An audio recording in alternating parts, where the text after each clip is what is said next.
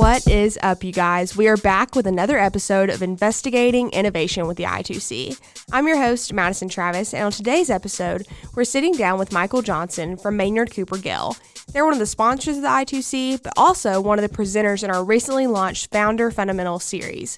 Michael's going to be giving us a sneak peek into what the series will be covering, and also what he's kind of expecting from entrepreneurs over the course of 2021. We're super excited to hear from him. Let's roll. Hey, Michael, we're so excited to have you on the podcast today and get to learn more about what Maynard Cooper does, but also more about the Founder Fundamental series that we're going to be getting into here soon. I'm super excited to kind of pick your brain a little bit about it and hear more about your experience. So why don't you tell us a little bit about yourself and what you do at Maynard Cooper? Sure, absolutely. So I am the head of the corporate group for our firm.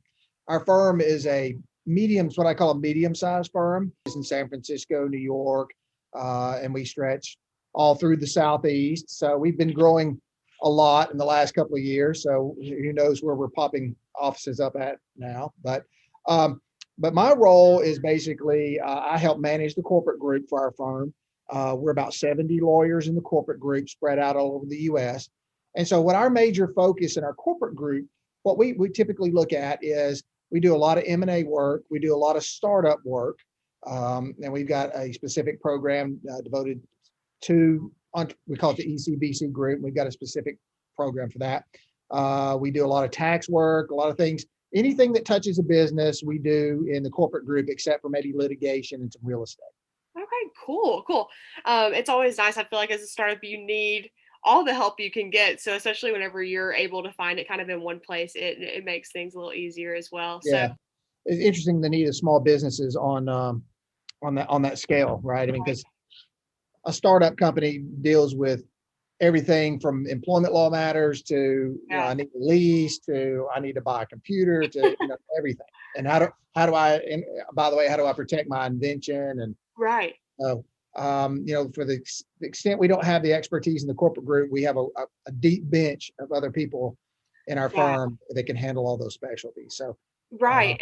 I was even talking with Roger Spain from Warren Averett, and I was kind of talking to him about that too. And he was saying, we've kind of just added on different departments here and there to fit the needs of our customers because we realize there are a lot of needs there, So kind of going off that with our Founder Fundamentals series coming up, what are some of those topics that you guys are planning to cover in those kind of crash course videos?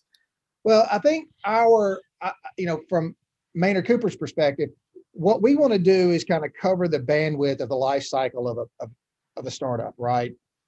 And yet at the same time, what we want to do is be very specific about the issues that are being addressed in those podcasts. So for example, Matt Parker, who's in our group, who is a PhD in immunology, he wants to talk about intellectual property and how to preserve that and the do's and don'ts. And then we've got Rich Marsden in our group, who's talking about capital raise issues. And so effectively, what we hope to do with this series is if we can provide some practical advice to startups and kind of prevent them from making that first mistake and hopefully get them down the road a little bit, on their journey to success, right? Because unfortunately, some mistakes we can't unravel. Right. And so that's kind of the hope is that, we provide some practical advice to these young or older entrepreneurs who are, they can't really afford to spend a lot of money on legal fees or accounting fees. So if we can give them some advice to kind of help them without necessarily burdening them, that's kind of our objective. Yeah, and especially right now during a time where we're not really able to have a lot of those like workshops and kind of in-person, rundowns of everything. It's going to be really nice where they have like a library to go to of all these topics, and like if they're needing like a refresher on some things, it's going to be so nice they can refer back to your guys' videos and actually get that information.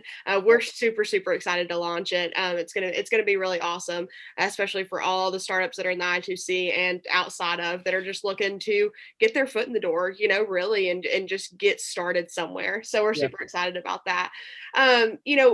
As we're going to be talking about in this series and with all your experience, starting a business has a lot of different facets to it. In your professional experience over the years, is there a part that you believe is more important than others, or do you think it all kind of works together? Or what is your opinion whenever it comes to starting a business? Well, certainly there's some issues that what I call are business killers, right? Um, Sadly, we do see those come about. There are two or three that come to mind immediately. The first one is you always have to protect your invention, right? I mean, because if you don't protect your invention, the way the rules are set up, you could look up 2 years from now and find out that somebody's either duplicating what you have, or you find out what you have invented, although that might have been novel 2 years ago, now is not protectable, and now you've got knockoffs coming out of the woodwork. Right. So that's always a big one.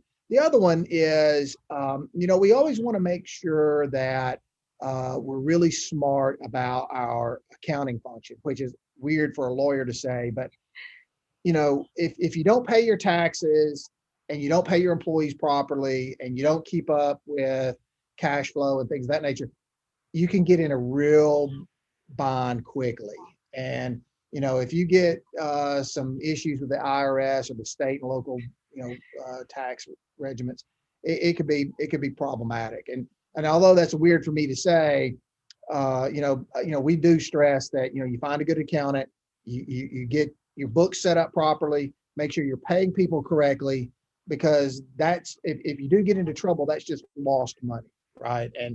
And you can't get that money back. That's money you need to develop your technology and move your business plan forward. And then I guess the final thing is we always want to make sure that when you're raising money, you're doing it in a smart fashion, right? We're not giving away too much of the company. We're using the right vehicle, and you're choosing the right investors. Yeah. You want an investor that's bringing something to the table besides money in a Right. perfect world, right? You want somebody with industry experience or technology experience that can help advance the ball, so to Yeah. speak. Yeah, for sure. And especially that is such an important part that I've learned, even just as an intern at the I2C, is how important those investors can be to the life of your company and what the future of that looks like. Because they may give you money, and the next thing you know, it's not even your company anymore. And then you've just kind of lost everything you started, and the passion behind it that you had is not really there anymore. So that Yeah. is super important, and something that I feel like originally I didn't really notice in the business world. But one of the most important, but also challenging aspects of entrepreneurship is understanding the legal side of things that you guys deal with so heavily. Whether that be contracts, intellectual property, the structuring side of things, all of this. How critical is it for a startup to choose the right person to represent them on these matters? Well, I think what you want is somebody who has seen how startups struggle, because it. For example, if you're on the West Coast and you're starting up a business and you've got a great product, money is just flowing out of the trees down there, right? I mean, and when you get a $10 million startup investment, that's not really starting up to me. I mean, there are companies that don't even have $10 million worth of revenue Yeah. here in the Southeast that have been operating for years.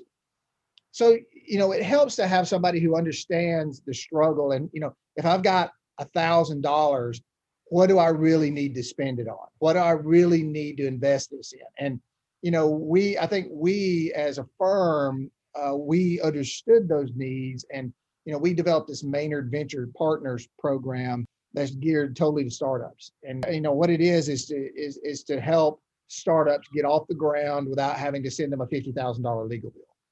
And we think that platform will help foster an ecosystem of startups here in North Alabama, or in Alabama in general, or even across our entire footprint, so that what we want to do is create as many startups as we can. Right. I learned a lot about the entrepreneurship side of things, and like how many people there really are in this area and region who are wanting to start these businesses. Especially whenever I first found out what the I2C was, I was like, this kind of seems like a lot for a small field. And then I got involved and realized that it's way bigger than what's kind of seen on the outside, and especially like with the catalyst and all the people that they get to work with and all those entrepreneurs of the year, and it just is endless. And like you said, there's these businesses that have been operating for years and don't have as much revenue as some people, across the country do. And so it's so important to nurture those and actually help them succeed, because Yeah. sometimes it can seem kind of hopeless. So, specific to Maynard Cooper, I know you've kind of touched on this here and there throughout our discussion, but what are some of the specific services that Maynard Cooper has curated for these startups? Well, like I said, we focus a lot of our startup work through our Maynard Venture Partners initiative, and that can be, it's kind of an amorphous cloud under a flashy title, I guess.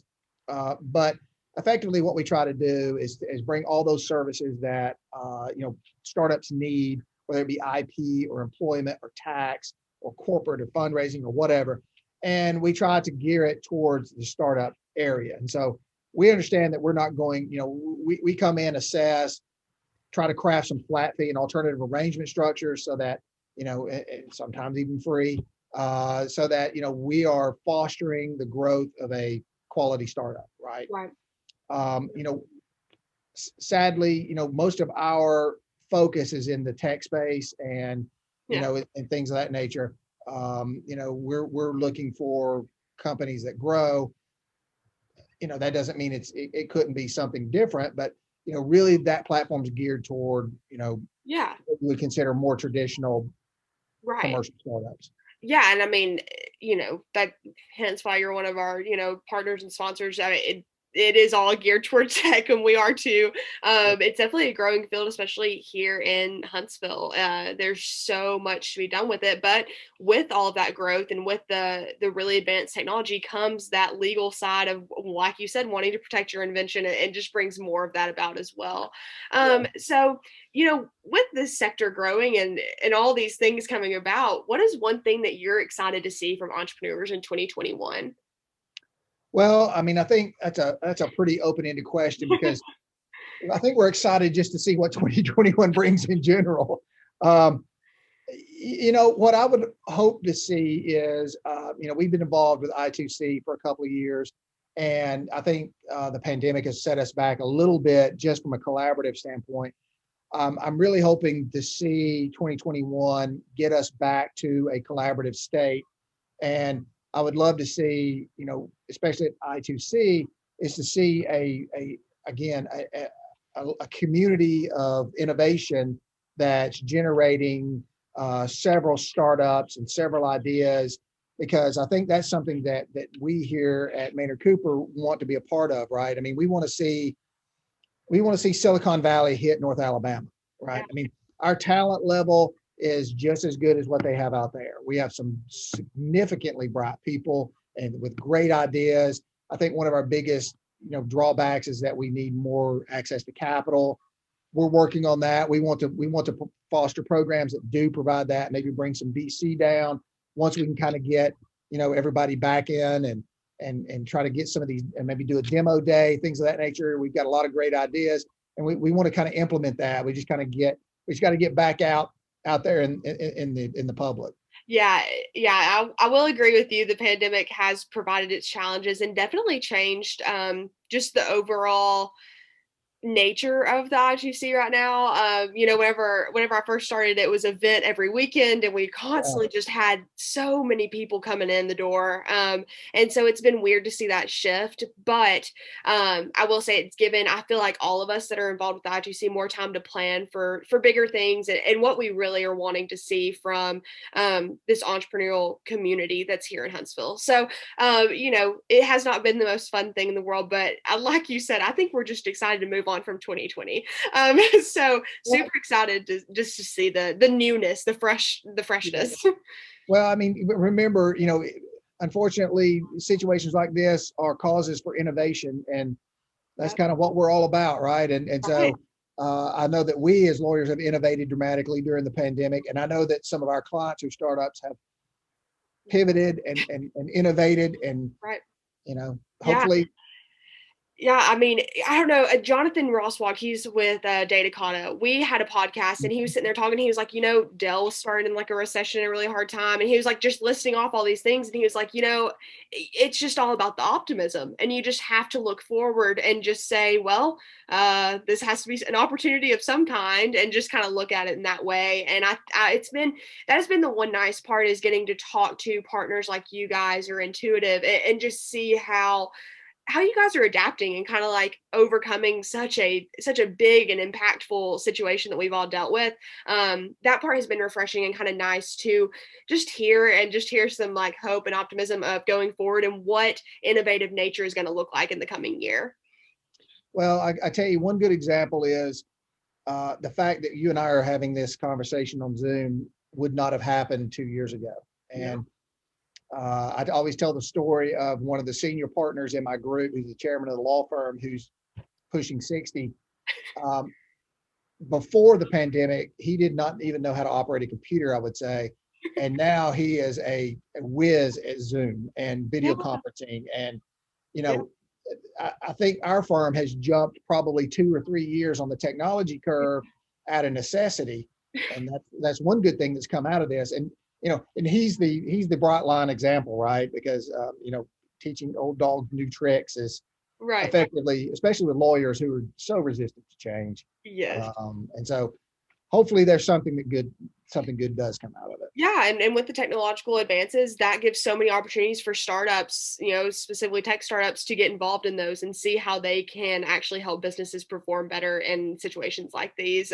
My great grandparents got their first smartphones so they could talk to us, because we can't go see them, and it's just funny to watch all these people learn, just to have some sort of coming together. And I'm super glad that we were able to do this, because these conversations are really, I feel like, necessary right now, something that everyone's needing to hear, just to know that there are people working hard right now and there are things going on, even though it kind of doesn't look like it. So, Michael, we are super excited to get to hear from Maynard Cooper in this Founder Fundamentals series, and cannot wait to hear what all of your people have to say about startup life. So thank you for joining us today, and we look forward to having you on again.